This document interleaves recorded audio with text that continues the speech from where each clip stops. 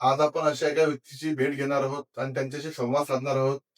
ते आहेत MS28 protein शॉपचे ओनर आणि बॉडी बिल्डर फिटनेस संदर्भात आपण त्यांच्याशी चर्चा करणार आहोत. दादा नमस्कार. तर सगळ्यात पहिला प्रश्न, फिटनेस म्हणजे नेमकं काय?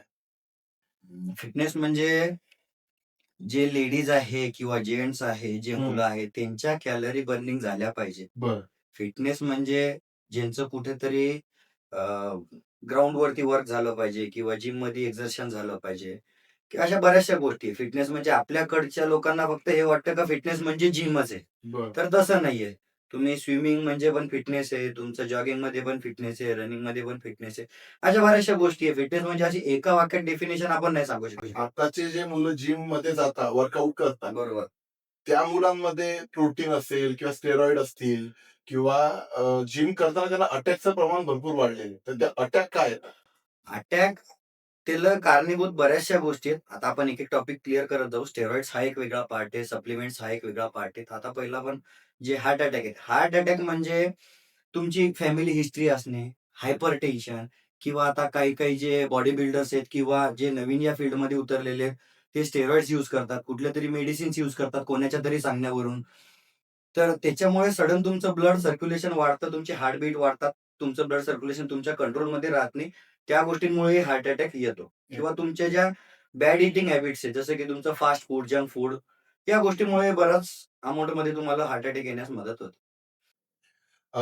बऱ्याच ठिकाणी असा विषय येतो की ज्या लेडीज जिमला जाऊ शकत नाही आणि ग्राउंडवरही जाऊ शकत नाही, अशा लेडीजनी वर्कआउट मध्ये काय काय केलं पाहिजे किंवा काय आता लेडीज हा एक चांगला क्वेश्चन आहे. प्रत्येक लेडीज किंवा जिममध्ये जाऊ शकत नाही किंवा त्यांना घरच्यांचं रिस्ट्रिक्शन असतं. त्यांनी बेसिक सिंपल फंडा जरी यूज केला, त्यांनी डायट कंट्रोल जरी केला बरं. आणि तुमची वॉकिंग झाली, जेवणानंतर तुम्ही वॉकिंग वॉकिंग प्रत्येक जण करू शकतो. सकाळी बरोबर. झोपेतून उठल्यानंतर वॉकिंगला कोणीही जाऊ शकतो. बरोबर. लेडीज असो, जेंट्स असो, ज्यांना जिमला जाणं आणि ग्राउंडवर जाणं जमत नाही, त्यांनी घरी वॉकिंग करायची, हेल्दी डायट घ्यायचा, त्यांचं फिटनेस एकदम व्यवस्थित. तर एक अंदाजे वॉकिंगचा टायमिंग किती, म्हणजे अर्धा तास, एक तास? जोपर्यंत तुमची स्ट्रेंथ आहे तोपर्यंत वॉकिंग करा. बरं. कालांतराने ती स्ट्रेंथ हळू-हळू वाढत जाणार आहे म्हणजे जाणारच. अच्छा. त्याच्यानंतर तुम्ही तुमचा डायट कंट्रोल करा. फिटनेस तुमचं व्यवस्थित राहील. ज्या तुम्हाला अर्ली एजमध्ये ज्या बिमारी सुरू होऊन जातात, जसे की तुमची बीपी झाली, शुगर झाली, या गोष्टी कालांतराने सुरू होतील किंवा मग त्या सुरूच नाही होणार. थांबतील एका येस, जागी. येस. आता भरपूर जणांचा प्रश्न येतो की 18 किंवा 20 वर्षानंतर जिम चालू करायची. तर त्याच्यामध्ये प्रकार असा आहे की हाईट वाढत नाही. असं तर काही नाहीये. असं सायंटिफिकली काही प्रूव्ह झालेलं नाहीये. जी हाईट आहे, तर हाईट तुमची जेनेटिकली वाढणारच आहे. तुम्ही जिम करा किंवा नका करू. आता तुम्ही समाजात भरपूर मुलं बघतात का ज्यांची हाईट लहानच आहे. ते प्रत्येक जण जिम करतात का? नाही. जे जिम नाही करत त्यांची हाईट लहानच आहे. त्यांना त्यांच्या वडिलांकडून आलेले जेनेटिक्स म्हणा किंवा आईकडून आलेले जेनेटिक्स म्हणा, या जीन्सवरती तुमची हाईट ओव्हरऑल डिपेंड करते. ती वयाच्या 25व्या वर्षापर्यंत वाढणारच आहे. जशी तुमची जीन्स आलेली त्या हिशोबाने तुमची हाईट होणार. जिम करायची म्हटलं की सगळ्यात आधी विषय तो प्रोटीनचा. तर प्रोटीन काय घ्यावं? आपल्याकडच्या लोकांना मुळात प्रोटीन म्हणजे फक्त प्रोटीन पावडर आणि सप्लिमेंट आहे इतकंच माहिती. बरं, याच्यात नवीन काय आहे तुमच्या? नवीन काहीच नसतं. तुम्ही जे घरचा डायट घेता, हां. ते प्रोटीन रिच फूड जरी तुम्ही घेतले, जसे की तुमचे चिकन झाले, अंडे झाले, त्याच्यानंतर व्हेजिटेबल्समध्ये तुमचं पनीर आहे, टोफू बरं. आहे, पालक आहे, या गोष्टीतूनही तुम्हाला पनीर भेटतं.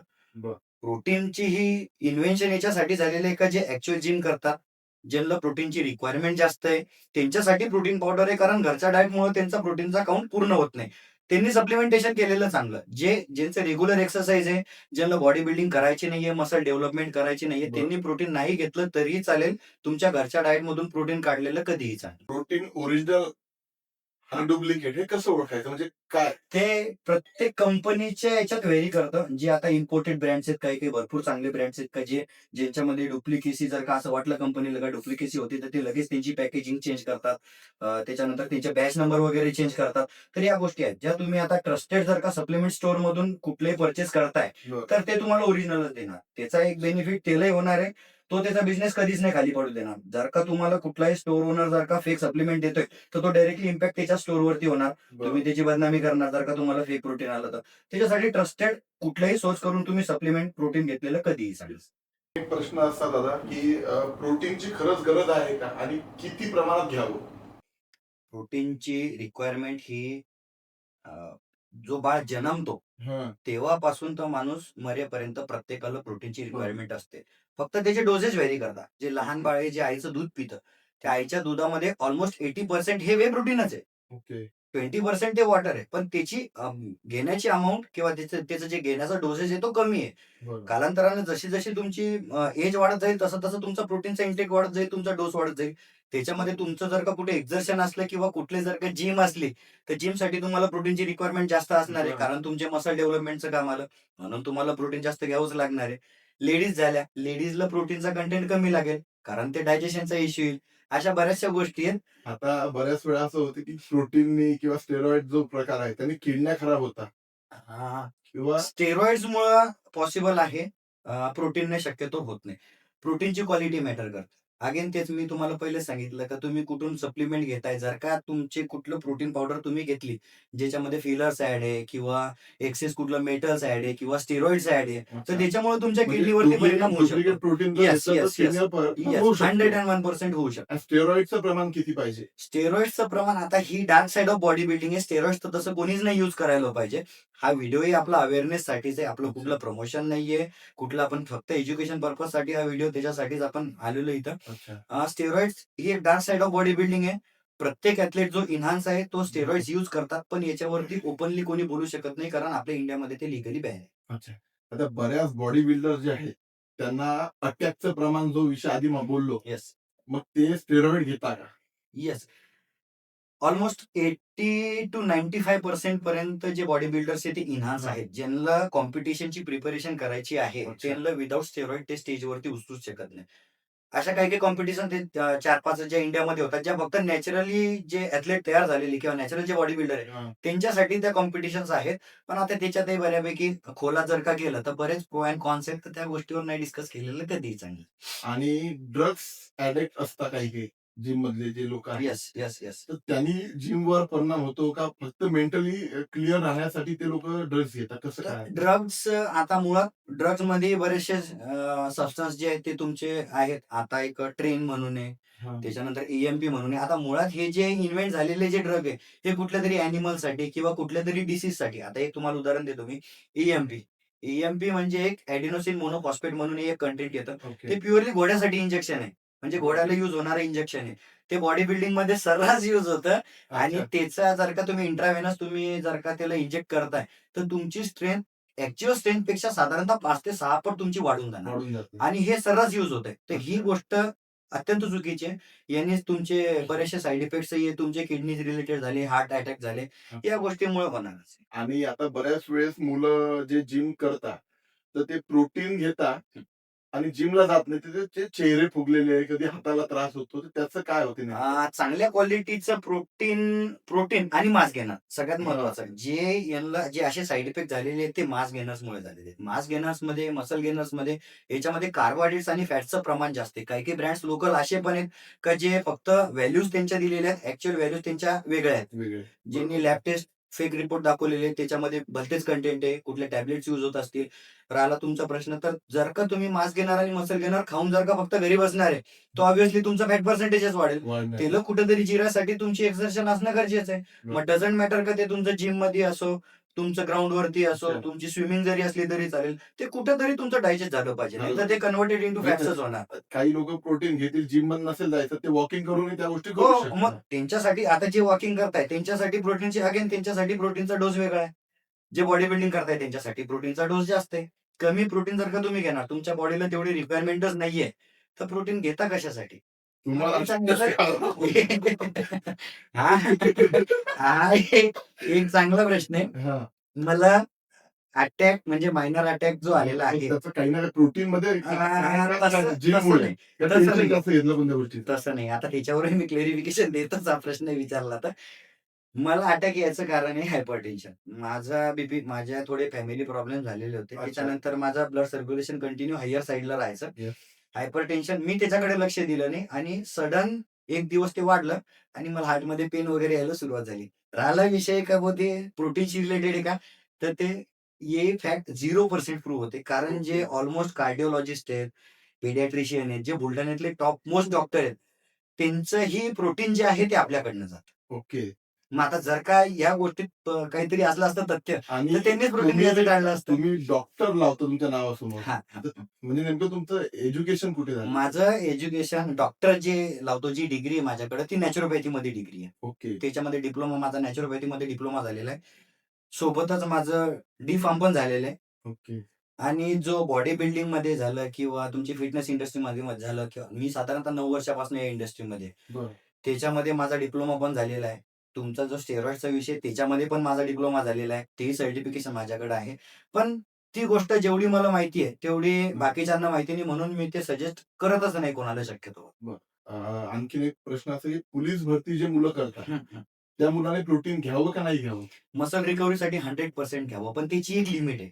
बॉडी बिल्डरचा जे जिममध्ये जातात, त्यांना पर्टिक्युलर मसल डेव्हलप करायचे, त्यांना प्रोटीनचा कंटेंट जास्त लागेल. जास्त लागेल. जे जिम करतायत त्यांच्यासाठी ऑब्व्हियसली जास्त आहे, जे ग्राउंड करतायत त्यांच्यासाठी कमी आहे.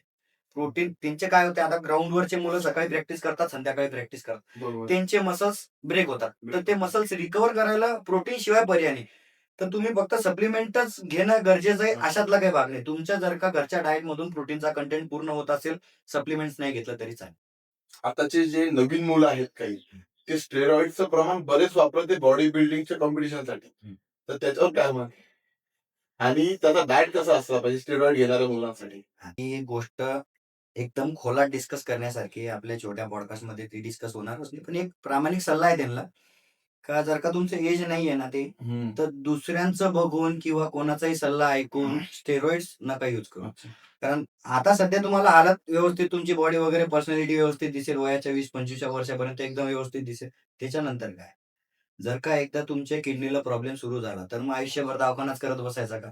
आणि आपल्याकडे असं आहे सध्या का याची हालत झालेली आहे, त्याला विचार, त्याची हालत झालेली आहे, त्याला हां, विचार. की मग आता फिटनेस दिसते म्हणून आपण ते असं मग चालू ते पाहिजे. तसं नाही पाहिजे. ती गोष्ट चुकीची आहे. हे अवेअरनेस त्याच्यासाठीच आहे. हां, ज्याला या गोष्टीतलं माहिती आहे, जो ॲक्चुअली 10-15 वर्षापासून कोचिंग करतोय, ज्याचे ऑलरेडी क्लायंट्स आहे, त्याला या गोष्टीतलं बऱ्यापैकी नॉलेज आहे. त्याच्याकडनं जर का तुम्ही मार्गदर्शन घेऊन बॉडी बिल्डिंग करणार असाल किंवा स्टेरॉइड्स घेणार असाल, घेतलं तर नाहीच पाहिजे. पण आता बरोबर. असे तर माझ्याकडे कस्टमर्स येतात भरपूर. दादा आपल्याला बॉडी बिल्डिंग सुरू करायची आहे, आम्हाला स्टेरॉइड द्या. म्हटलं भैया नाही, तुमची ही वयच नाहीये स्टेरॉइड्स यूज करायचं आणि युजही करू नका. बॉडी बिल्डिंग एक लिमिटेड गेम आहे. साधारणतः 30, 35, 40 वर्षापर्यंतचा हा गेम आहे. तोपर्यंत जर का तुम्ही इन्हान्स राहिले, पीईडीज जर का तुम्ही कंटिन्यू स्टेरॉइड्सवर जर का असले, तर त्याच्यानंतरचं भविष्य एकदम घाणेरडं आहे. बरेचसे उदाहरण आहेत. त्यांनाही माहिती आहे. पण मग आता सध्याचं ते बघतात आणि चालू करतात. ही गोष्ट चुकीची आहे. जिम जी करता मुलं, व्यायाम जो असतो तो किती वेळ? 1 तास, 2 तास, 3 तास याची काही लिमिट आहे का कंटिन्यू? जर का तुम्हाला बॉडी बिल्डिंग करायची आहे, तर 1 ते 1.5 तास वर्कआउट तुमचं सफिशियंट आहे टिल फेल्युअर. आणि जर का तुम्ही जनरल फिटनेससाठी वर्कआउट करताय, 45 मिनिट्स इज इनफ. त्याच्यामध्ये तुमचा कार्डिओ इन्क्लूड करा. 15 टू 20 मिनिट्सचं 45 मिनिट्स तुमचं वेट ट्रेनिंग करा. इनफ आहे. म्हणजे जे लेडीज जरी असल्या, तरी 45 minutes is enough. 20 minutes cardio is enough. Gym पहिला दिवस असतो वर्षाचा म्हणा किंवा तसा जिमचा, तर त्याच्यामध्ये जे मुलं जिम चालू करतात, तर त्यातले किती मुलं तुम्ही कंटिन्यू होताना बघितले की बाबा त्यांनी कंटिन्यू केलं, किंवा त्या मुलांनी कोणत्या प्रकारे जिम करावी जेणेकरून म्हणजे 10 किलो पासून सुरुवात करावी, 5 किलोचा वेट उचलावा, अशी किती? जे असे संकल्प करतात, 1 तारखेपासून जिम करू, नवीन वर्षाची जिम करू, सोमवारपासून जिम करू, याच्यातले 80% कस्टमर जिममध्ये येत नाही. 80% मुलं जिममध्ये येत नाही. तर हा अनुभव आहे का तुम्हाला? 100% अनुभव आहे. माझ्यासोबत वर्कआउट करणारे किंवा ज्यांना वर्कआउट स्टार्ट करायचंय, मला फोन करशील, मी उद्यापासून जिमला येणार. 1 तारखेपासून जिमला येणार, सोमवारपासून जिमला येणार. तो मुहूर्त आतापर्यंत कोणाला सापडलेला नाही. तुम्हाला वर्कआउटचं पॅशन आहे, तुम्हाला वर्कआउट करायचंय, फिटनेस करायचंय, आजपासून सुरू करा. उद्यापासून सुरू करा. बरोबर. त्याच्यासाठी कशाला मुहूर्त काढायची? काही गरज नाही. काहीच नाही. नवीन वर्षाची वाटच कशासाठी पाहायची? सोमवारचीच वाट कशासाठी पाहायची? काही सोमवारी जादू होणार आहे, काही नवीन वर्षाची काहीतरी जादू होणार. अशातला तर काही भाग नाही. राहिला आता जिम कशी स्टार्ट केली पाहिजे? आपल्या स्ट्रेंथनुसार जिम आणि कुठल्यातरी कोचच्या अंडरमध्ये जिम करणं कधीही चांगलं. जर का तुम्हाला जिमचा अनुभवच नाहीये, तर कोणाला तरी तुम्ही कोच हायर करा. बरोबर आहे. आता बरेचसे आपल्या बुलढाण्यात जिम आहे जिथं चांगले कोचेस आहेत. आता नावं जर का घ्यायला गेलं तर नावं कमी पडतील आपल्याला. आपल्या लेडीजसाठी जर का झालं, तर आपलीच क्लायंट आहे पौर्णिमा म्हणून, पौर्णिमा सोनवणे. तिने चांगलं आता मेडल वगैरे घेतलेलं आहे. ती IHFF मध्ये ती खेळून आलेली आहे. जर का लेडीजसाठी ट्रेनर लागेल, तर ती मुलगी चांगली आहे. त्याच्यानंतर आखाड्यावर एक प्रतीक्षा म्हणून मुलगी आहे लेडीजसाठी, तीही क्लायंट व्यवस्थित घेते. तिचाही वर्कआउटचा पॅटर्न वेगळा आहे. क्लायंट कन्सल्टिंग व्यवस्थित करते. जर का जेंट्ससाठी म्हणायचं झालं तर आपल्या सागर गवई म्हणून एक मुलगा आहे. अच्छा. तोही साधारणतः त्याच्याकडे एक 7-8 9 वर्षांचा अनुभव आहे. सेंट जोसेफच्या अपोझिट साइडला जे फिटनेस स्टुडिओ आहे, तिथं तो अच्छा. पर्सनल क्लायंट घेतो किंवा बाहेरचे त्याचे क्लायंट चांगले आहेत, जे मोस्टली डॉक्टर्स लोक आहेत. पर्सनली तो व्हिजिट करतो, त्यांच्या घरी जाऊन त्यांचं वर्कआउट घेतो. त्याच्यानंतर आपल्या शबनम कॉम्प्लेक्समध्ये सोसायटी पेट्रोल पंपाजवळ तिथे सागर रिंडे म्हणून मित्र आहे. हा. तो जे त्याने बॉडी बिल्डिंग केलेली, त्याच्याकडे बराचसा चांगला एक्सपिरियन्स आहे. असे बरेचसे आहेत तिथे का तुम्ही जाऊन पर्सनल ट्रेनिंग तुम्ही तिथे घेऊ शकता. जोपर्यंत तुम्हाला समजत नाही या गोष्टी काय आहे, जोपर्यंत तुम्हाला प्रॉपर फॉर्म समजत नाही, तोपर्यंत तुम्ही पर्सनल ट्रेनिंग घ्या. घेऊ शकतो. त्याच्यानंतर पर्सनल ट्रेनिंग बंद करायचं आणि आपलं वर्कआउट कंटिन्यू करायचं तरी चालेल. बरेच लोक आहेत किंवा मुलं आहेत की जे ड्रिंक करतात. आता ते जिम मारतात सकाळी, संध्याकाळी जिम मारतात, नंतर ड्रिंक करतात किंवा बियर असतील, हा, हा. तर बियरनी बॉडी वाढते का? नाही, ही गोष्ट चुकी. बिअरनं फॅट वाढते. मुळात काय आहे, ते माल्टेड जे आहे म्हणजे आता तुमचं बाजरी झाली, ज्वारी झाली, गहू हा. झालं, याचा माल्ट काढून तयार केलेलं ते ड्रिंक आहे. बरं. सरळ. तर त्याच्यामध्ये कार्बोहायड्रेटचा कंटेंट जास्त आहे. बरं. हालत वाढायचं रिझन बऱ्याचशा जणांचे वेट गेन होतं त्याच्यामध्ये, पण ते फॅटच्या स्वरूपात होतं. अच्छा. जर का तुम्ही एक्सेस अमाऊंट ऑफ कार्बोहायड्रेट जर का इंटेक केले तुमच्या बॉडीमध्ये, तर ऑब्व्हियसली तुमचं फॅट पर्सेंटेजेस वाढणार. आपल्याकडं ते म्हणतात याची हालत वाढली. ऍक्च्युअली ते फॅट वाढलेलं फॅट असतं. वाढलेलं Yes. असतं. आणि ती गोष्ट चुकीची आहे.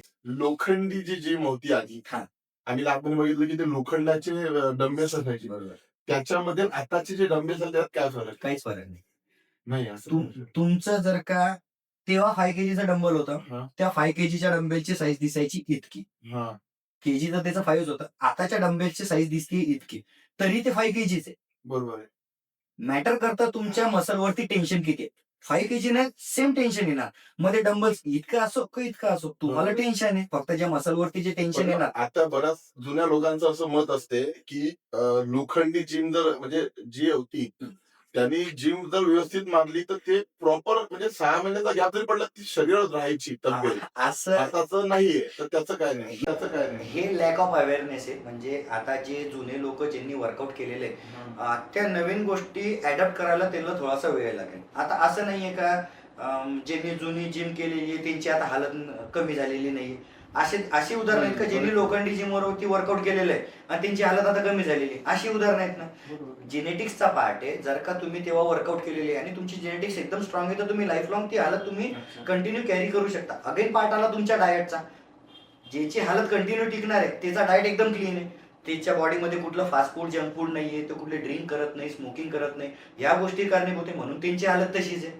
आणि जे जुन्या पिढ्या आहेत त्या इतक्या व्यसनाधीन नव्हत्या जेवढी आजची पिढी. आजची पिढी आहे, बरोबर. म्हणून त्यांची हालत टिकलेली आणि त्यांना बिमारी एकदम उशिरा लागली. वयाच्या 55व्या वर्षानंतर, 60व्या वर्षानंतर. आता सध्याच्या कंडिशनला तुमची 35-40 नंतर तुमची हेल्थ इश्यू सुरू झालेले आहेत. बरोबर आहे. मग त्याला कारणीभूत तुमचं हे आता आहेच. बऱ्याच असं होते की बऱ्याच ग्रामीण भागामध्ये मुलांची परिस्थिती नाहीये बरोबर. की शहराकडे किंवा तालुक्याच्या गावात येतील, पैसे लावून जिम करतील किंवा प्रोटीन तुमच्या ज्या गोष्टी आहेत त्या फार कॉस्टली जातात बरोबर.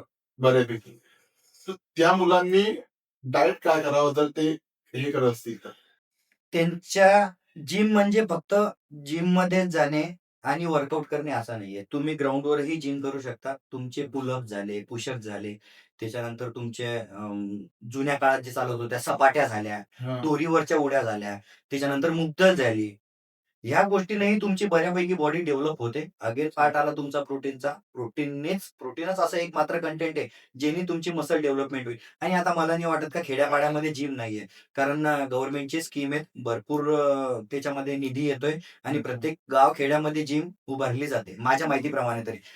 ज्यांना नसली त्यांच्यासाठी डबल बार, सिंगल बार, ग्राउंड या गोष्टी अवेलेबल आहेत. आहे. त्यांनी तिथं वर्कआउट केलं तरी चालेल.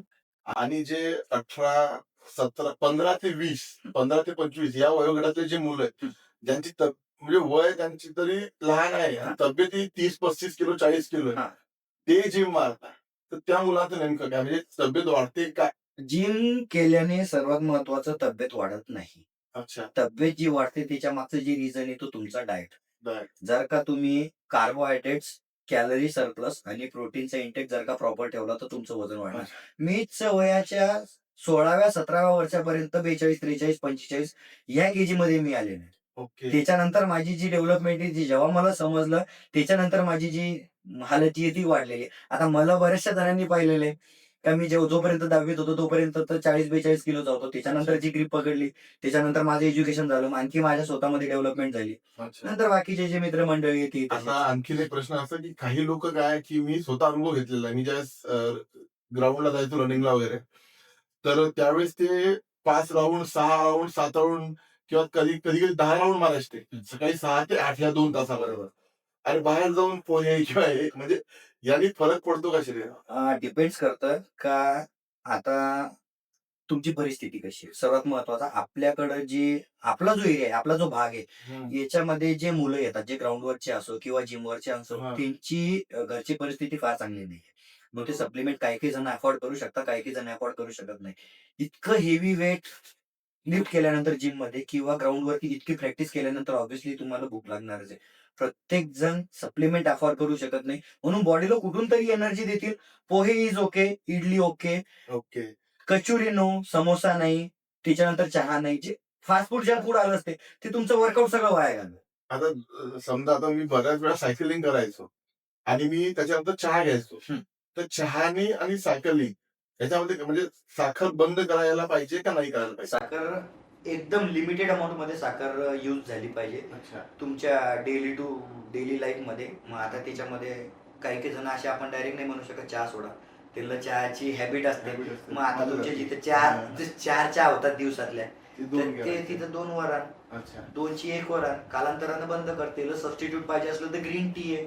ओके. त्याच्यानंतर ब्लॅक कॉफी आहे. हे बरेचशा करायचं असलं तर माणूस कसंही करतो. करतो. जर का ज्याला करायचंच नाहीये, तर म्हणतो नाही, नाही माझं नाही जमत, याच्याशिवाय मला हे लागणारच आहे. प्रत्येक गोष्टीला सबस्टिट्यूट आहे ना. अच्छा. तुम्ही जर का आता ड्रिंक करणारा माणूस आहे, हां. तिने हळूहळू कमी करून बंद होते ना ड्रिंक, का नाही होत? बरोबर. जर का त्याला करायचंच नाही तर तो कारण तर 10 शोधणारच आहे ना, जसं तुझ्यासारखं. जर का आता तुला चहा सोडायचाच नाहीये, बरोबर. तर तू कारण शोधतो, नाही मला थरथरी होते, मला डिझीनेस होतो, माझं डोकं दुखतं. त्यालाही ऑप्शन आहे. मला टॉयलेटला होत नाही, त्यालाही ऑप्शन आहे. तुमचे बॉवेल मुवमेंट जर का सकाळी प्रॉपर सिक्रेशन जर का झालं, तर तुमचं व्यवस्थित सकाळचं कार्यक्रम व्यवस्थित होणार. बरोबर. मग आता याच्या मागचं लॉजिक असं आहे, लोक म्हणतात मला चहाच खावं लागते, मला गायछापच खावं लागते. हां. ती एक नवीन कन्सेप्ट आहे. चहाच खावं लागते, आता म्हणजे चहाच प्यावा लागतो. आता तुम्ही जे म्हटलं, बऱ्याच लोकांचा हा प्रॉब्लेम येतो की चहा पाहिजे किंवा सगळी गायच्या खायची. तर याच्या मागे जिमचा पुढे काही काहीच नाहीये. नाही. सकाळी जर का तुम्ही गरम पाणी जरी पिलं अच्छा. किंवा कुठलं तरी थोडंसं फायबर इंटेक घेतलं, म्हणजे आता जसं की तुमचे शिया सीड झाले, त्याच्यानंतर तुमचं इसबगोल झालं, हे जर का फायबर इंटेक तुम्ही सकाळी प्रॉपर केला आणि गरम पाण्यात जर का तो केला, तरी तुमचे बॉवेल मुवमेंट सिक्रेशन व्यवस्थित होईल. तुम्हाला चहा प्यायची आणि गायछाप खायची काहीच गरज नाही. पण लोकांना कसं नाही, याच्याशिवाय मला जमतच नाही. हा जो विषय हा मानसिकतेचा विषय झाला. मानसिकतेचा विषय, याच्या मागचा सायन्स कोणालाच माहित नाही. चहाचा इन्व्हेंट कसा झाला हा शोध कोणी लावला माहिती नाही. आपले जे जुने लोक होते त्यांना कधीच चहा पिला नाही. बरोबर आहे. हे आपल्या या 2-3 पिढ्यापासूनच चहा आला, कुठून आला, कसा आला काही माहित नाही. पण तिला ह्युमन बिईंगला त्या चहाची काहीच गरज नाही. अच्छा. कॉफी आणि चहा, टॅनिन आणि कॅफिन या 2 गोष्टी असतात. ते स्टिम्युलंट आहे. ते तुम्हाला तरतरी आणायचं काम करतात. ते तुम्हाला झोप लागू देत नाही. आता तुम्ही ऐकलं असेल बरेचसे का जे नाईटला ड्रायव्हिंग करतात, बरोबर. ते चहा किंवा कॉफी पितात. त्याच्या मागचं रिझन काय आहे? का त्यांना झोप नाही लागायला पाहिजे, म्हणजे त्यांची कंटिन्यू ड्रायव्हिंग होईल. बरोबर आहे. जे मुलं आयटी मध्ये काम करतात, ज्यांची नाईट शिफ्ट आहे, ते बरोबर. कंटिन्यू कॉफी पितात. बरोबर आहे. कॉफीमध्ये कॅफिन आहे. ते कॅफिन तुमचं स्टिम्युलंट आहे. ते तुमचं मेंटली फोकसचं काम करत तुम्हाला झोप येणार नाही. बरोबर आहे. त्या बऱ्याचशा गोष्टी जर का खोलात गेलं तर भरपूर मोठा इंटरव्ह्यू होईल. आता आयटी सेक्टर, आता तुम्ही विषय आता छेडला, आता आपण त्याला थोडा उधळून टाकूया. तर आयटी सेक्टर किंवा जे 12-12, 14-14, 15 तास नोकरी करतात, त्या मुलांनी जिम करायची तर कोणत्या प्रकारात करायची, किंवा त्यांनी प्रोटीन असेल ह्या ज्या गोष्टी ह्या कोणत्या प्रकारे करायच्या? आयटी सेक्टर झालं किंवा कुठलीही फील्ड झाली किंवा कुठलीही कंपनी झाली गव्हर्नमेंट सोडून, त्यांचे जे वर्किंग आहे ते शिफ्ट नुसार वर्किंग असतं. त्यांना त्यांचा शेड्यूल प्रॉपर करावाच लागेल. आता एकाची जर दिवसभर शिफ्ट आहे, तो रात्री थोडी 10 नंतर शिफ्टला जाणार आहे. तर त्याला जर का सकाळी त्याची मॉर्निंगला शिफ्ट असली 6 वाजता, हां. तर तो फ्री होणार 5 वाजता, तर तो संध्याकाळी 7ला जिमला जाऊ शकतो पण ना. तू मेंटली एवढा म्हणजे परेशान झाला असतो दिवसभर काम करून. नको जिमला जाऊ, तुम्ही वॉकिंगला तर जाऊ शकता. बरोबर. फिटनेस तुम्हाला जर का मेंटेन करायचंय तर तुमच्याकडं एक्सक्युजेस पाहिजेच नाही. बरोबर आहे. तुम्ही आयटी सेक्टरचे 90 to 95% मुलं मुली असे पाहता का जे अर्ली एज मध्ये ज्यांचं टकलं पडलेलं आहे, ज्यांची बरेच. डेअरी बाहेर आलेली आहे, तर मग ज्यांना बिमाऱ्या लागलेल्या आहे. फिटनेस बद्दल अवेअरनेस नाहीये. बरोबर. कंपनीज अवेअरनेस घेते, पण कंटाळा किंवा असं वाटतं नाही यार मी आता खूप थकलो. मग यांना हे समजतात गोष्टी वयाच्या 35-40 वर्षानंतर. जेव्हा आपण जर का 1 तास स्वतःसाठी दिला असता, तर आज आपली ही हालत नसते. तर हे पहिलेच सगळ्यांना समजायला पाहिजे. बरं, आणि जिम मध्ये आणि योगा हे 2 प्रकार वेगळे का सारखेच आहे? दोन्ही प्रकार वेगळे. योगा म्हणजे तुमचं completely meditation. Yoga plus gym तुम्ही दोन्ही करू शकता. ओके. ज्यांच्याकडनं जिम पॉसिबल नाही, आता अगेन ज्या लेडीज येऊ शकत नाही ग्राउंडवरती, हा. ज्या वॉकिंगही करू शकत नाही, ज्या जिमला येऊ शकत नाही, त्यांच्यासाठी योगा बेस्ट आहे. क्लीन तुमचा डाएट फॉलो करा, सकाळी मस्तपैकी योगा करा. मेडिटेशन झाल्यानंतर डोकंही शांत राहील, तुमचे स्ट्रेस लेवल मेंटेन होईल, तुमचे हॉर्मोन्स इम्बॅलन्स होईल. बऱ्याचशा लेडीज आहेत आता का पीसीओडीचा प्रॉब्लेम सुरू झालेला आहे. याच गोष्टीमुळे तुमची इटिंग हॅबिट्स तुमच्या घाणेरड्या आहेत, त्याच्यामुळे हे प्रॉब्लेम्स आलेले आहेत. त्याच्यानंतर तुमचं एक्झर्शन कमी आहे. घरामध्ये त्यांचं एक्झर्शन होतं, बऱ्यापैकी चांगलं होतं, पण ते मेंटली स्ट्रेसही त्यांचा तेवढाच आहे. तर हॉर्मोन्स इम्बॅलन्स व्हायला या गोष्टी मॅटर म्हणजे करतात. तुम्ही जे जंक फूड म्हणता, बाहेरचं खाणं, चायनीज असेल, पिझ्झा Yes, वगैरे yes. ज्या गोष्टी आहे, हम्म. किंवा जे बाहेरचं आपण अतिरिक्त खातो याच्यामुळे हा सगळे त्रास आता सध्या सुरू झाले. बरोबर. पण हे स्टेटमेंट खरंच योग्य की अयोग्य? हे स्टेटमेंट 100% योग्य आहे. मुळात आपलं ट्रेडिशनच नाहीये फास्ट फूड आणि जंक फूडचं. पिझ्झा, आपल्या आजी आजोबांनी पिझ्झा कधीच पाहिलेला नाही, बरोबर. त्यांनी बर्गर कधीच पाहिलेला नाही. बरोबर. साजूक तूप, वरण, भात, चपाती आणि एक भाजी, त्याच्यातही तेल कमी, बरोबर. त्याच्यातही साखर कमी, किंवा त्याचं सबस्टिट्यूट त्यांनी गुळ म्हणून केला असेल. बरोबर. बरोबर. ते निरोगी राहिले साधारणतः 80 वर्षापर्यंत, 90 वर्षापर्यंत. बरोबर. आता हे बीपीचा त्रास घेऊन बसताय 35व्या वर्षी, 40व्या वर्षी. घरी स्वयंपाक बनवायचं जीवन आलं का बायको म्हणते नवऱ्याला का काहो कुठे चालला. आमच्या घरचंही तसंच आहे. असं नाही का आपण, मी फॅक्ट येते बरोबर. घरून फोन येतो, आज स्वयंपाक बनवायचं जीवन आलं, निकालच चला समजला काहीतरी फास्ट फूड खाऊन येऊन मग जावंच लागतं. बरोबर. कधी मध्ये ठीक आहे, तुम्ही जर का डेली ती गोष्ट घेऊन बसणार आहे तर अच्छा. ऑब्व्हियसली 15 दिवसातून, 1 महिन्यातून एकदा दोनदा ठीक आहे, काय अडचण नाही. त्रास- काहीच प्रॉब्लेम नाही. बरोबर. आणि तुम्ही कॉम्पिटिशन पण घेता बरोबर. मुलांची, तर मुलांनी कॉम्पिटिशन साठी तयारी कोणत्या प्रकारात केली पाहिजे? म्हणजे सुरुवात कुठून केली पाहिजे? जे खरं ज्यांना पॅशन आहे बॉडी बिल्डिंगचं, ते ऑलरेडी प्रॅक्टिस मध्ये आहेत. ज्यांना बरोबर. नवीन बॉडी बिल्डिंग सुरू करायची आहे त्यांनी ह्या फील्डमध्ये साधारणतः 2-3 वर्ष देणं गरजेचं आहे. तुमची मसल मॅच्युरिटी तिथपर्यंत नेणं गरजेचं आहे. ना की मी 2 महिन्यापासून जिमला चाललो, 3ऱ्या महिन्यात स्टेरॉइड गेला आणि 6व्या महिन्यात कॉम्पिटिशन करेल. हा शॉर्टकट अजिबात चुकीचा आहे. हा शॉर्टकट कोणीच नाही घेतला पाहिजे. स्टेरॉइड्स आहे, बॉडी बिल्डिंग मध्ये यूज होतात, ते सत्य आहे, ते कोणी नाकारू शकत नाही. उघड कोणी त्याच्यावरती बोलणार नाही आणि कोणी बोलू नाही. ते प्रोत्साहन देण्यासारखं होईल. स्टेरॉइड बॅन आहे का आपल्याकडे? 101% बॅन आहे. कुठलंच पण त्याच्यावर कारवाई का बरं होत नाही काही? का, ते जे ड्रग्स आहे, हम्म. आता एक सिंपल सांगतो, एक HGH म्हणून आहे, ह्युमन ग्रोथ हॉर्मोन. ओके. ते तुमच्या बॉडीमध्ये इन्सर्ट केल्यानंतर तुमचे ग्रोथ हॉर्मोन वाढतात. वाटतं. त्याच्यामुळे तुमचं ओव्हरऑल बॉडी स्ट्रक्चर वाढते. त्याच्यामध्ये तुमची इंटरनल ऑर्गन पण आहेत. तुमच्या हार्टची साईजही वाढते, जी की चांगली नाहीये. बरोबर. तुमचे लंग्सही वाढतात, तुमचे किडनीजही वाढतात, तुमचं लिव्हरही वाढतात. या गोष्टी प्रमाणापेक्षा जर का बाहेर वाढताय तर तुम्हाला त्याचे साईड इफेक्ट होतात. ते बरोबर. इन्व्हेंट झालेले आहे जे कुपोषित बालक आहेत, अच्छा. ज्यांची ग्रोथ थांबलेली किंवा ज्यांची ग्रोथ स्लो होते किंवा होतच नाही, तर त्यांना त्याचा डोस आहे आणि एकदम कमी अमाऊंट मध्ये, जे की फक्त डॉक्टर प्रिस्क्राईब करतात आणि डॉक्टरच्या ऑब्झर्वेशन मध्येच त्यांना तो डोस दिला जातो. बॉडी बिल्डिंग मध्ये तो डोस, आता सपोज 0.50 mg जर का त्या लहान मुलाचा जर का डोस असेल, तर बॉडी बिल्डिंग मध्ये 4 आयु, 6 आयु, 10 आयु पर्यंत तो डोस जातो. जेणेकरून झपाट्याने त्याची हालत वाढते, ज्याची बरोबर. मसल मॅच्युरिटी वाढते आणि मग त्याला साईड इफेक्ट आहे. पण आता त्याच्यावर तुम्ही कॉम्पिटिशन घेता, तुम्हाला समजत नाही की आम्हाला स्टेरॉइड घेतलेलं नाही, तरी तुम्ही जिंकवता का नाही जिंकवता? जिंकवता का नाही जिंकवत तो प्रश्न, तो सगळे जजिंग वर डिपेंड असतो. नाही, पण जज जे आहे हा, ते कुठं ना कुठं कॉम्पिटिशन देऊन आलेले, बरोबर. मग त्यांना जर समजायला पाहिजे की बाबा नाही, इथे काहीतरी अडचण आहे, इथे चुकीचं वाटते.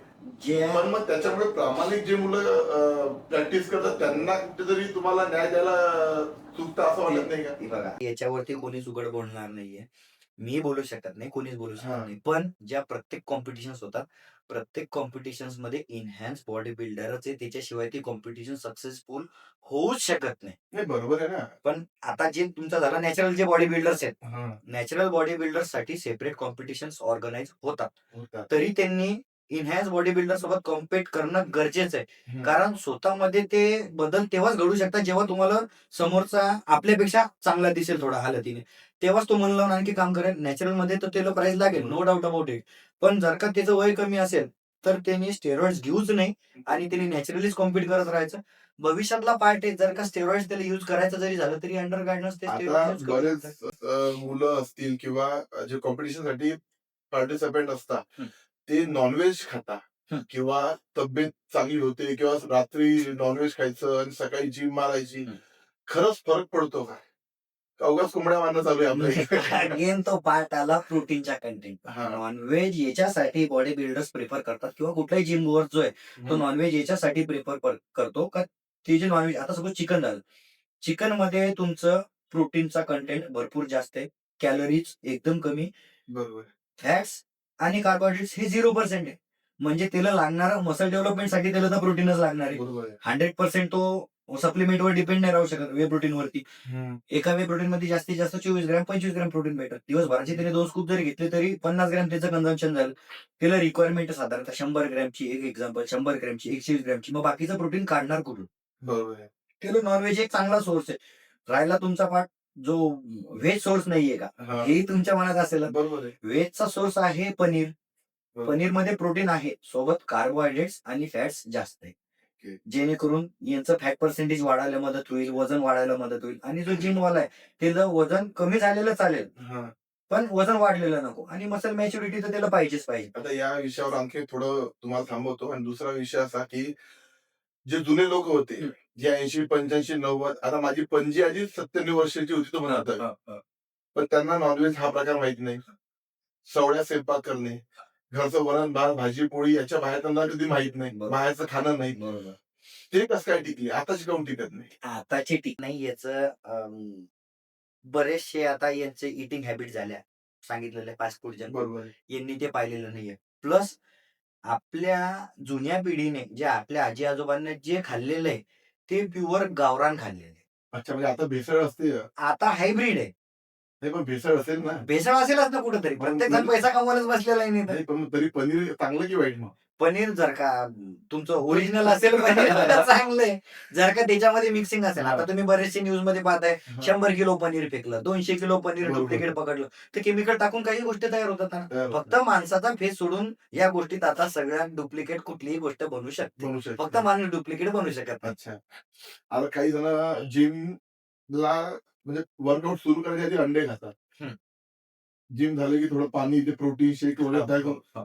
याने खरंच फरक पडतो का? फरक बऱ्याचशा अमाऊंट मध्ये पडतो. ज्यांना या गोष्टीचं नॉलेज आहे किंवा हा. जे कुठेतरी कन्सल्टिंग करताय, ज्यांना कोणीतरी मार्गदर्शन करतंय. हा. आता राहिला विषय जिमचा, ते जे एक्सप्लेनेशन देतो. जिमच्या 1 ते 1.5 तास पहिले तुमच्या बॉडीमध्ये काहीतरी असणं गरजेचं आहे, ज्याच्यामध्ये प्रोटीनचा कंटेंटही पाहिजे, कार्बोहायड्रेट्सही पाहिजे, फॅट्सही पाहिजे आणि कॅलरीजही पाहिजे. अच्छा. याचं रिझन हे आहे का जेव्हा तुम्ही वेट लिफ्ट करता किंवा तुम्ही कुठली एक्सरसाइज करता, तुमच्या बॉडीला एनर्जीची गरज आहे.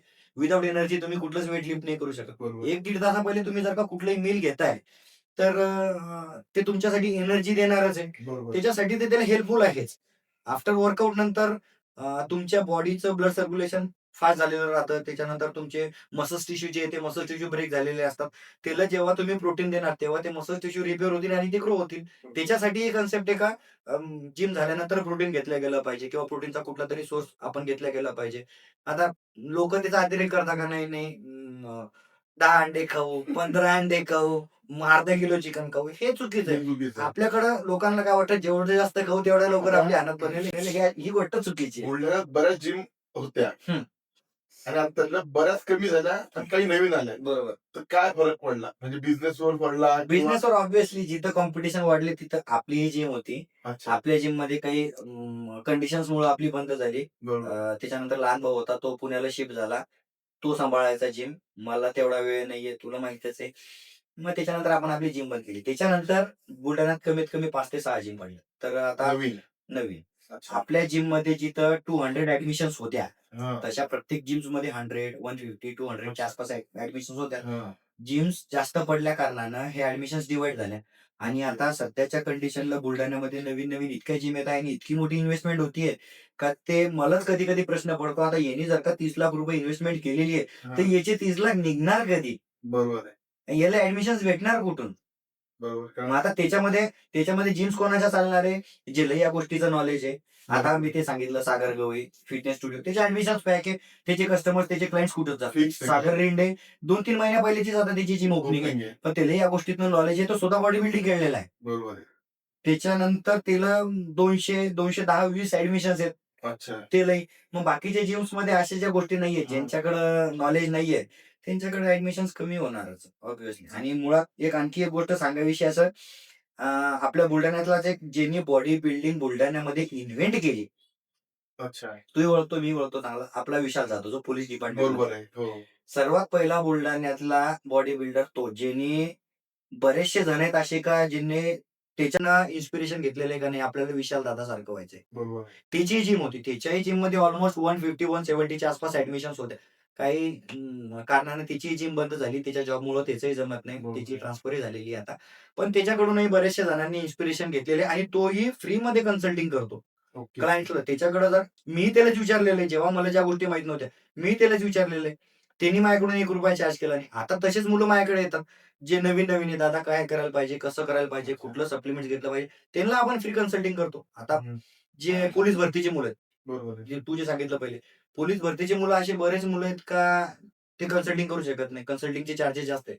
सप्लिमेंट्स घेऊ शकत नाही. ते माझ्याकडे विचारायला येतात, "दादा हे कसं? प्रोटीन कसं?" मी त्यांना स्पष्ट भाषेत विचारतो, "बाबा हे असं-असं आहे, इतका खर्च लागणार आहे. जर का तुझ्याकडून होत नसेल, तर हं. तुला मी दुसरा सोर्स सांगतो. तसंही तू फॉलो केलं तरी चालेल. मला कन्सल्टिंगचा ₹1 देऊ नको."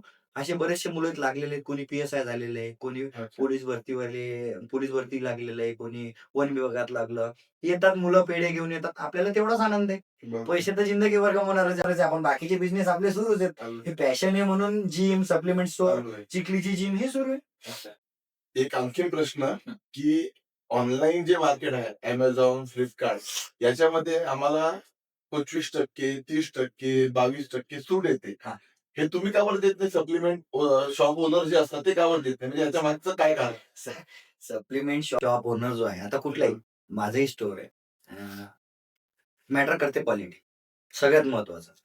जर का आता तुम्हाला क्वालिटी प्रॉडक्ट घ्यायचे, तर तुम्हाला त्याची किंमत मोजावीच लागणार. बरोबर. त्याच्यामध्ये तुम्हाला डिस्काउंट पण भेटणारच. एक कंपनी समजा ती तुमच्याकडे पाठवते, यांच्याकडे पाठवते. ती बरोबर. ऑनलाईनकडे पाठवते तुमच्या, मग त्याच्यात तुमचा फरक काय?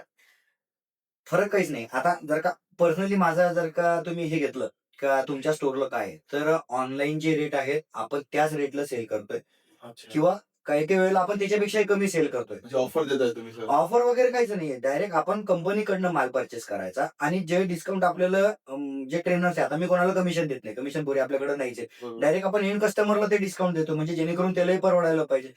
मग आता अगेन विषय आला क्वालिटीवरती. आता सपोज कंपनीला ज्या गोष्टीची कॉस्टिंग, आता वे प्रोटीन आहे. हां. तुम्हाला सांगतो वे प्रोटीन आहे. वे प्रोटीन कंपनीला कॉस्टिंग जाते ₹2,500 ते ₹3,000 घरी मॅन्युफॅक्चरिंग कॉस्ट. बरोबर. एका चांगल्या क्वालिटीच्या वे प्रोटीनची. ऑनलाईन तुम्हाला ₹1,200 पर केजी भेटते. मग बरोबर. याच्यामध्ये डुप्लिकेसी आलीच ना. कुठून तरी डुप्लिकेसी त्यांनी अच्छा. काहीतरी एक्स्ट्रा ॲड केलेलंच असेल ना, तेव्हा ते बरेचसे ब्रँड्स आहेत का जे 60%, 70%, 80% ऑफ देत आहे. मग हां. जर का ते आपण तेच प्रॉडक्ट आपल्या स्टोअरला विकलं, तर कंपनीला कोणी म्हणायला जाणार नाही. जर का इन केस कोणाला साइड इफेक्ट झाले, हां. तर ते येईल कोणावरती? आपल्यावरती. साइड इफेक्ट काय होते त्याचे? किडनीवरती प्रेशर, लिव्हरवरती प्रेशर, हायपरटेन्शन, तुमचं ब्लड सर्क्युलेशन वाढणे, अनइव्हन तुमचे हार्टबीट, त्याच्यानंतर तुम्हाला बीपीचा त्रास सुरू होणे. असे बरेचसे साइड इफेक्ट्स आहेत. काहीही होऊ शकतं. कोणती गोष्ट त्याच्यामध्ये ॲड आहे हे कोणीच नाही सांगू शकत. आता बऱ्याच ठिकाणी असं असते, की ॲक्सिडेंट झालेला आहे हो. किंवा हात तुटलेला आहे किंवा पाय तुटलेला आहे. त्याच्यानंतर त्या व्यक्तीने जिम केली पाहिजे का नाही केली पाहिजे? जर प्रोटीन डॉक्टर घेतलं पाहिजे का नाही? डॉक्टरांच्या सल्ल्यानुसार त्यांनी सगळं पुढचं कन्सल्टेशन केलं पाहिजे. आता ती गोष्ट मुळात त्याला झालेलं काय आहे नेमकं हे त्याला माहिती आहे, डॉक्टरला माहिती आहे. बरोबर. त्याच्यावरती आपण डिस्कस करून नाही काही सांगू शकत. बरोबर. त्यांच्या डॉक्टरांनी जर का त्यांना सांगितलं का हां, तुम्ही आता वर्कआउट करण्यासाठी कॅपेबल आहे, तर 100% केलं पाहिजे. अच्छा. स्मॉल तुमच्या वेटपासून स्टार्ट करा किंवा कार्डिओपासून स्टार्ट करा, नंतर तुमची वेट लिफ्टिंग सुरू करा. बरोबर. डायट तर केलाच गेला पाहिजे. डाएट त्याच्याबद्दल डाऊट नाही. आणि जिम करण्याची चांगली वेळ कोणती? म्हणजे रात्रभर आराम होतो. सकाळी उठून तुम्ही सकाळची मॉर्निंग बॅच का इव्हनिंग बॅच कोणती बॅच घेता? जेव्हा तुमची स्ट्रेंथ चांगली, जेव्हा तुम्हाला कम्फर्टेबल आहे, जेव्हा तुम्हाला टाईम आहे, त्याच्यात पण मी नाहीच आहे. तो तो वेळ कधीही चांगला, तो वेळ कधीही त्याचा चांगला. आपण त्याच्यात नाही. असं नाही का आणि कुठलंही तुम्ही सकाळचं वर्कआउट करा किंवा संध्याकाळचं वर्कआउट करा. तुमच्याकडे एनर्जी असणं गरजेचं आहे. एनर्जी म्हणजे इन शॉर्ट तुमचं वर्कआउट स्टार्ट करायच्या पहिले तुम्ही साधारणतः 1-1.5 घंट्या पहिले काहीतरी खाऊन वर्कआउट करा. तुम्हाला बरोबर. स्ट्रेंथ भेटणार. मग doesn't matter evening or morning. पण थोडंफार खाऊन म्हणजे का मग जेवण करायचं जेवण का? नाही, जेवण नाही. थोड्याशा लिमिटेड अमाउंट मध्ये आता सपोज एक एक्झाम्पल द्यायचं झालं सकाळचं, तर एक उकडलेला आलू, बरोबर. त्याच्यानंतर एक अंड, 2-3 पेंट खजूर सफिशियंट एनर्जी देईल तुम्हाला. अंड्याच्या ऐवजी दुसरं काय व्हेज मध्ये? अंड्याच्या ऐवजी तुम्ही स्प्राउट्स यूज करू शकता. बरं. त्याच्यानंतर तुम्ही अल्टरनेट डेजला सोयाबीन वडी यूज करू शकता. पण एक लिमिटेड अमाउंट पुरतं. 20 ग्रॅम, 30 ग्रॅम सफिशियंट आहे. जेवणासारखं बसं खाल्लं, तर ते तुमचं वर्कआउट करूच नाही देणार. ते तुमच्या घशात येईल आणि तुमचं वर्कआउट लॅप्स करून टाकेल. Relax करून टाकेल. आणखीन एक विषय की तुम्ही कॉम्पिटिशन घेता. बरोबर. तर आता ती कधी होणार आहे पुढची?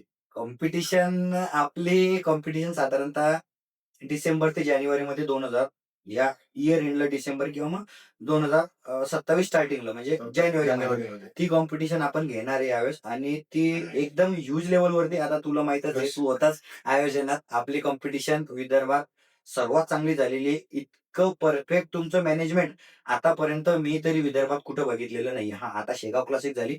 मित्रच आहेत आपले निखिल भाऊ म्हणून, त्यांनी ऑर्गनाईज केली होती. निखिल भाऊ आणि आपले भाऊ त्यांनी ऑर्गनाईज केली होती. एकदम मस्त परफेक्ट त्यांनी मॅनेजमेंट केलेलं होतं. कॉम्पिटिशन कुठे असो थोडंफार गालबोट लागणारच आहे, ते आपल्याकडे होऊ शकतं. आपण बरोबर. जी शिवाजी शाळेत घेतली होती त्याच्यातही थोडंसं गालबोट. लागतं. हे आता मुलं आहेत, शेवटी हल्ला करणारच आहे. बरोबर आहे. तर मॅनेजमेंट आपल्यासारखं मॅनेजमेंट आणि मागच्या वेळेस जेवढं आपलं मॅनेजमेंट होतं होतं, त्याच्यापेक्षा यावेळेस आपण आणखी काहीतरी वेगळं करणार आहे. बरोबर. प्लस आपल्या बुलढाणा जिल्ह्याचं किंवा आपल्या प्रॉपर बुलढाण्याचं ज्यांनी नावलौकिक केलंय त्याचा आपण विशेष सत्कार घेणार आहे प्रत्येक फील्डमधून. बरोबर आहे. मग ती लहान मुलगी असो, ज्येष्ठ वृद्ध असो, का कोणी यंगस्टर असो, कोणीही असो, त्यांचा आपण यावेळेस सत्कार घेणार आहे ज्यांनी आपल्या बुलढाण्याचं नाव लौकिक केलंय. आणि त्याच्यात विशेष काय काय म्हणजे कधी होणार हे तुम्ही सांगितलं आणि कसं प्रकारे राहणार आहे ती? आता आपण प्राइज मनीवरती जास्त यावेळेस फोकस करणार आहे. फर्स्ट प्राइज, सेकंड प्राइज हे जे प्राइजेस आहेत, ते सर्व मोठे मोठे बॉडी बिल्डर घेऊन जातात. बरोबर. मग जे नवीन स्टार्ट करताय त्यांच्यासाठी कसं? आपण त्यांच्यासाठी काहीतरी यावेळेस युनिक आणणार आहे. प्रत्येक पार्टिसिपंटला काहीतरी आपण गिफ्ट देणारच आहे, त्याच्याबद्दल डाऊट नाही. पण मग त्यांचंही कुठेतरी मनोबल वाढलं पाहिजे. तर बरोबर आहे. त्यांच्यासाठी आपण गिफ्ट आणि ती अमाउंटही आपण यावेळेस थोडीशी वाढवून टाकणार आहे. आता भले ही जी कॉम्पिटिशन फक्त मुलांसाठी का मुली सुद्धा यात येऊ शकतात? मोस्ट आपण ट्राय करणार आहे, जर का आपल्याला ऍथलेट चांगले मिळाले. आता शेगावमध्ये जी कॉम्पिटिशन झाली हा. एकदम मस्त ऑर्गनाईज केलेलं होतं. लेडीजही त्याच्यामध्ये भरपूर आल्या होत्या. पण एक खंत अशी आहे की फक्त नागपूर मधल्याच मुली होत्या तिथं. अच्छा. आपल्या पूर्ण विदर्भातून मुली आल्याच नाही. बरोबर. फक्त नागपूर मधल्या मुली. त्यांना इन्स्पिरेशन घेऊन जर का बाकीचे ऍथलेट्स, आता लेडीज ऍथलेट जर का तयार झाले असतील किंवा होणार असतील, तर आपल्याला पहिले आपण रजिस्ट्रेशन करून घेणार आहे लेडीजच्या आणि ती कॉम्पिटिशन सक्सेसफुल आपल्याला करायची. अच्छा, मग ती एकत्र करणार का वेगवेगळी? नाही, एकत्रच करणार. एक तर 1 डे प्री जजिंग आणि सेकंड डे फायनल, किंवा जर का पॉसिबल झालं तर सेम डेला आपण आपली कॉम्पिटिशन घेणार. मुलींना भविष्यामध्ये जिमनी प्रोटीननी यानी पुढे त्रास होतो का? Quality matters. ओके. जर का तुमचं सप्लिमेंट चांगल्या क्वालिटीचं आहे, तर तुम्हाला भविष्यात त्रास होत नाही. उलट तुमचे जे हॉर्मोन्स इम्बॅलन्स झालेले आहेत, ते हॉर्मोन्सही बॅलन्स व्हायला तुमची मदत होते. ओके. त्याच्यानंतर तुमचे जे स्ट्रेस हॉर्मोन आहे, त्याच्यानंतर पीसीओडी जे आहे लेडीजचा, आता सर्रास प्रत्येक लेडीजला होतोय, थायरॉइड झाला. थायरॉइड झाला. ह्या गोष्टी तुमच्या कंट्रोलमध्ये आणण्यास तुमचा चांगला डाएट, चांगलं सप्लिमेंटेशन, चांगलं बरोबर. प्रोटीन, तुमचं वर्कआउट किंवा कुठली तरी कॅलरी बर्निंग तुमची झाली. बऱ्याच लोकांना थायरॉइडचा जो विषय आहे, एक तर वजन वाढते किंवा वाढत नाही. म्हणजे कमी होतं. तर त्या व्यक्तीने व्यायाम करणं किंवा जिम करणं हे चांगलं की वाईट? 100% चांगलं. त्यांच्या हायपोथायरॉइडिझम आणि हायपरथायरॉइडिझम या 2 गोष्टी त्या लेडीजला होतात. मोस्टली लेडीजला होतात. जेंट्स त्याच्यामध्ये भरपूर कमी आहेत. ते हार्मोन रिलेटेड गोष्टी आहेत. ते हार्मोन्स इम्बॅलन्स झाले की त्या गोष्टी होतातच. डॉक्टरही प्रिस्क्राईब करतात का तुम्ही वर्कआउट करा. करा. डझंट मॅटर की तुम्ही जिम मध्येच करा. वॉकिंग वगैरे ते कुठेही करा. करा. running तुमची walking कॅलरी वगैरे. एक्झर्शन झालं पाहिजे. तुम्ही कॅलरी कुठेही तुमच्या बर्न करू शकता. मग तुम्ही ट्रेडमिल घरी त्यांची कॅपेबल आहे, फायनान्शियली अच्छा. त्यांची कंडिशन चांगली आहे. त्यांनी घरी ट्रेडमिल घेऊन या, सायकल घेऊन या. त्यांनी घरी गेलं तरी काही हरकत नाही. ज्यांची फायनान्शियल कंडिशन चांगली नाहीये, त्यांनी रस्त्यावर फिरा, ग्राउंडवर फिरा. हरकत नाही. क्लीन डाएट मेंटेन करा. या गोष्टी बऱ्यापैकी बरोबर. सॉल्व्ह होतात आणि झालेल्या आहेत. झालेलं आहे. मुलं अशी आहेत की जे सकाळी जिम करतात, संध्याकाळी ग्राउंड करतात किंवा पोलीस भरतीत नेमके महिना 15 दिवस झालेली मुलं असतात. त्या मुलांना एक मी बऱ्यापैकी बघितलेलं ग्राउंडवर असताना की त्या मुलाला एक प्रॉब्लेम येतो. कोणी येतो, तू हे काय करतो, तू असं कर, तू हे नको करू, ते कर, अरे ह्या गोळ्या कुठे, किंवा गोळ्या हा एक प्रकार आहे तुमच्यामध्ये प्रोटीन मध्ये, बरोबर आहे. नंतर तुमचे जे प्रोटीनचे शेक असतात त्याच्यामध्ये मी सांगताना चांगला सल्ला देतो, बाबा तू असं नाही, असं कर, तुला याने फरक पडेल. तिसरा असेल तो वेगळा सांगतो, चौथा आहे तो याचं नेमकं काय? म्हणजे नेमकं या पोरावर किती विश्वास ठेवावा? सगळ्यांची आता तुला जर का एक हां. उदाहरण देतो, सरळ सरळ उदाहरण देतो. हं. तुला जर का मिस्त्री काम करणारा मुलगा सांगत असेल हां. का माझ्याकडं एक प्रोटीन आहे, हां. त्याने हालत वाढते, तर तू घेशील का? नाही. त्याचं रिझन आहे ना. बरोबर आहे. तुम्ही कोणाचं ऐकताय, कोणाला फॉलो करताय, त्याला त्या गोष्टीतलं खरंच नॉलेज आहे का? आहे. का दुसरा कोणीतरी त्याला सांगतोय आणि तो तेच तुम्हाला शिकवून देतोय. म्हणजे बरोबर. आता तू माझा सपोज पाय तुटला. तुझा पाय तुटलेला आहे 2 वर्षा पहिले. हां. माझा पाय लेटेस्टमध्ये तुटलेला आहे. तुला डॉक्टरची जी 3 वर्षा पहिले ट्रीटमेंट डॉक्टरनं ती तुला सांगितली होती, तू ती ट्रीटमेंट माझी करू शकतो का? नाही, शक्यच नाही. मला तर डॉक्टरकडेच जावं लागेल ना. तसं सप्लिमेंट्स आहे. ज्याला या गोष्टीतलं माहिती आहे, ज्याला या गोष्टीतलं नॉलेज आहे खरंच, बरोबर. त्याला विचारलं तर काही हरकत नाही. म्हणजे कोणीही दादा येईल आणि काही दादा काही सांगेल, तर याला काही अर्थ नाही. हे अच्छा. प्रत्येकाने विचार करायला पाहिजे. का नेमकं खरंच आपल्याला जो सांगतोय किंवा आपण ज्याला विचारतोय, त्याला या गोष्टीतलं नॉलेज कितपत आहे? बरोबर. म्हणजे हे आले नुसतं शो ऑफ करायचं, दाखवायचं 4 शो लोकांना ऑफ की खूप चांगलं करतो. मुद्दे आहे. शो ऑफ आहेच.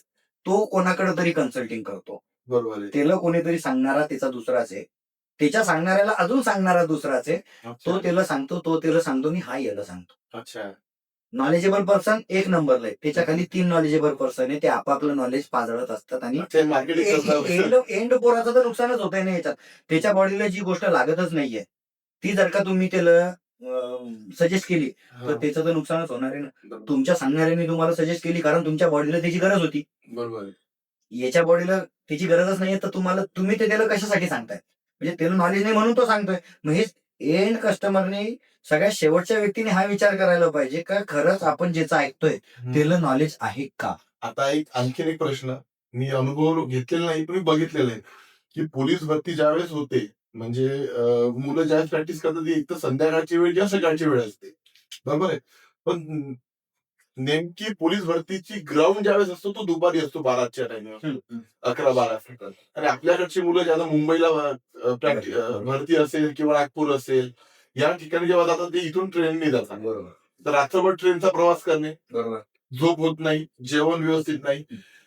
त्याच्यानंतर ते सकाळी जातात 2-3 तास असेच कुठतरी आपण बरेच व्हिडिओ बघितले की स्टेशनवर झोपतात, तयारी करता, फ्रेश झाली की ते ग्राउंडला जातात. 12-1 वाजता कडक उन्हामध्ये कधी-कधी बऱ्याच वेळा भरती रनिंग केली जाते. होते.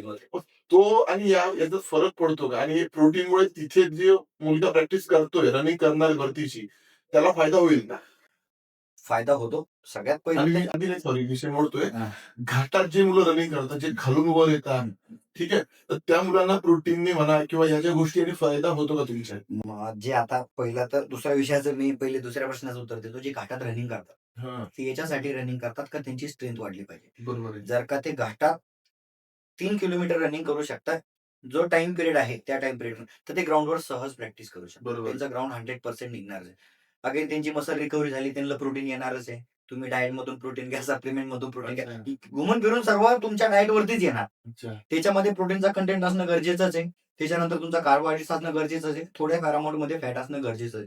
आता राहिला विषय जे बाहेर गावाला जे जातात मुलं प्रॅक्टिस करण्या सॉरी आपलं भरतीसाठी, बरोबर. तर त्यांनी माझा असा सल्ला आहे का त्यांनी 1 दिवस अगोदरच तिथं जायला पाहिजे. जेणेकरून तुमचं जे एक्झर्शन आहे, ते अच्छा. एक्झर्शन होणार नाही. दुसऱ्या दिवशी आराम करणार. तुमचे नातेवाईक असो किंवा रेस्ट हाऊस आहेत आता. बरोबर. बरेचसे धर्मदाय शाळा आहेत. बरोबर. त्याच्यानंतर कुठलेतरी आश्रम्स आहेत. तर तिथे तुम्ही स्टे करू शकता. जर का तुमची कॅपॅसिटी नाहीये तेवढं पे करायची. तिथे तुम्ही आराम करा बऱ्यापैकी. तुमचा माइंड स्टेबल होऊन जाऊ द्या. तुमचा माइंड फ्रेश होऊन जाऊ द्या आणि दुसऱ्या दिवशी कॉम्पिटिशनला जा, तुमच्या भरतीला जा. तुम्हाला त्याचे प्रॉपर रिझल्ट भेटतील. राहिला विषय आता दुपारचा. तर ही गोष्ट पहिली होती का दुपारी भर उन्हात 2 वाजता, 1 वाजता हे रनिंग करायला लावत होते. पोलीस भरतीसाठी, आर्मी भरतीसाठी. आता बऱ्यापैकी त्या गोष्ट त्यांनाही समजलेलं आहे का या गोष्टी आता कमी झाल्यात. जे रनिंगचा पार्ट आहे, हा रनिंगचा पार्ट साधारणतः 10-11 वाजेच्या आतमध्येच ते कव्हर करून गेले. अर्ली मॉर्निंग ते त्यांना रनिंग करायला लावतात. पोलीस भरती असो, आर्मी भरती असो. आता सडनली आपल्या दुकानावरचाच मुलगा सीआरपीएफ मध्ये लागला. एक महिन्याभरा पहिले त्याचं ट्रेनिंग कंप्लीट झालेलं आहे. आपल्याकडे तो जॉब करत होता. पहिले तर आपल्या जिमवरच तो जॉब करत होता. आपली जिम झाली त्याच्यानंतर तो स्टोअरवर जॉब करायला आला. फायनान्शियल कंडिशन एकदम तिची खराब. त्याची फक्त मेसचे इथं तो पेमेंट देऊ शकत होता त्याचं. तो आपल्या लिटरली आपल्या स्टोअरवरती राहिलेला आहे. आपल्या अच्छा. स्टोअरवरती झोपणे, दिवसभर अभ्यास करणे, कस्टमर करणे, आपल्या स्टोअरवरती झोपणे, मेसवर जाऊन जेवण करणे, अशा परिस्थितीतही तो लागलेला आहे. बरोबर आहे. आणि जेव्हा त्याची भरती होती 1-1.5 महिन्या पहिलेही, "दादा आता माझं थोडंसं स्ट्रेंथमध्ये हे होणार नाही, ते होणार नाही." म्हटलं, "माइंड स्टेबल राहा." त्याचे टायमिंग्स वगैरे सगळे निघत होते, पण कॉन्फिडन्स कमी होता. त्याला मीच प्री वर्कआउट दिलं. मी जे जिममध्ये प्री वर्कआउट यूज करत होतो, ते प्री वर्कआउट दिलं त्याला. "तू हे यूज कर, असं-असं यूज कर." त्याच्यानंतर तो मुलगा लागला. त्याची भरती सकाळी झाली. त्याची ग्राउंड सकाळी झालं 5 अच्छा. वाजता. अच्छा. म्हणजे ह्या गोष्टी आता कमी झालेल्या आहेत. कमी का झालं. असं नाही, तो म्हणे, "दादा उन्हात जर का पळवलं तर मग कसं होईल? माझी स्ट्रेंथ उरणार नाही. इथं मी प्रॅक्टिस ह्याच्यात या वेदरमध्ये केलेली आहे." म्हटलं, "काही काळजी करू नको. जर का दुपारीही झालं, तर प्री वर्कआउट घेऊन." आणि ते स्टेरॉइड प्री वर्कआउट म्हणजे स्टेरॉइड नाहीये. बरेचसे जे पोलीस भरतीचे मुलं आहेत, हं. तेही प्रश्न विचारतात मला आल्यावर, "दादा मग आमची ब्लड टेस्ट झाली तर?" ब्लड टेस्ट ही जरी झाली, तरी ती डोपिंगची होत असते. डोपिंग म्हणजे तुम्ही कुठलं स्टेरॉइड्स तुमच्या बॉडीमध्ये इन्सर्ट केलेलं आहे का, ते त्याच्यामध्ये दिसतं.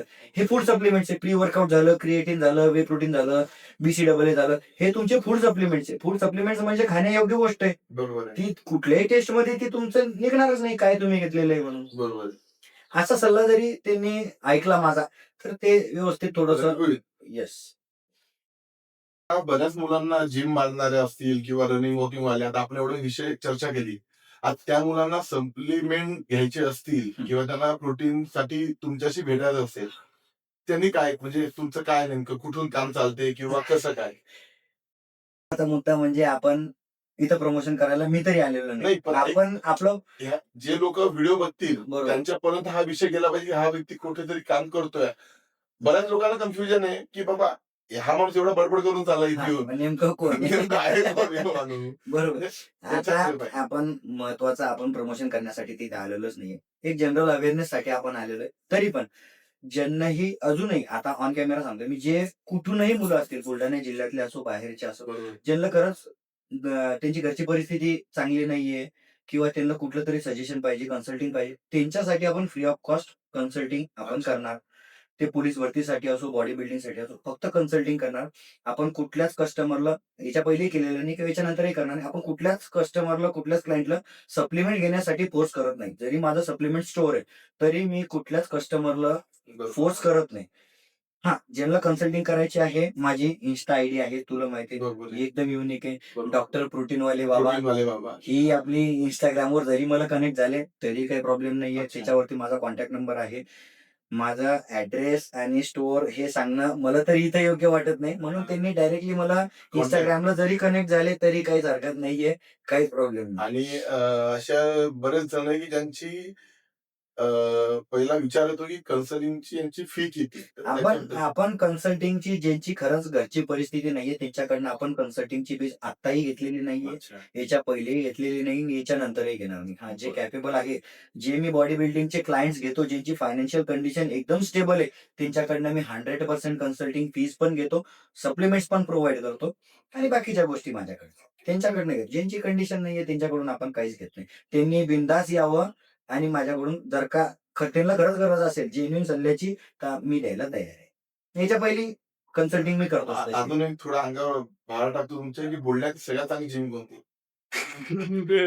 आम्ही कोणाकडे जावं? म्हणजे मी पुढच्या रविवारपासून चालू करतोय म्हणून विचारायला येतोय. आगीन मुहूर्तावर कामाला. आगीन मुहूर्तावर का? पर्टिक्युलरली जर का मी कुठल्या जिमचं नाव एका सांगितलं, तर ते त्या जिमचं प्रमोशन करण्यासारखं होईल. नाही, नाही. आपण एक बुलढाण्यातल्या विचारायचं. बुलढाण्यातल्या सगळ्या जिम या चांगल्या आहेत.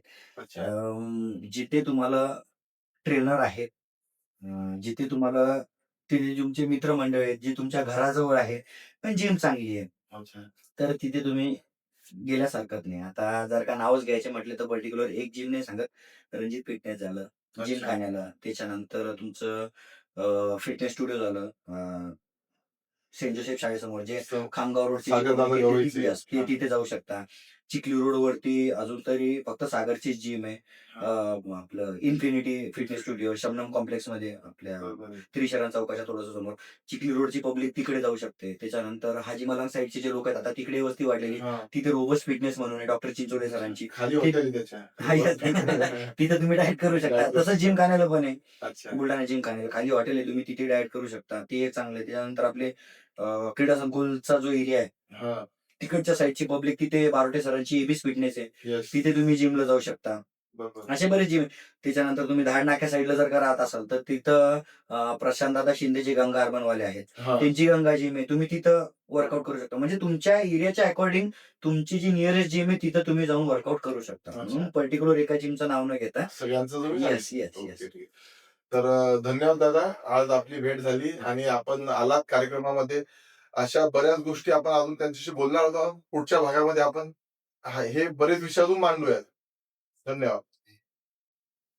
या भागाला तुम्ही जसं प्रेम दिलं, तसंच पुढील भाग बघायलाही विसरू नका आणि तिथेही तुमचं प्रेम असंच असू द्या.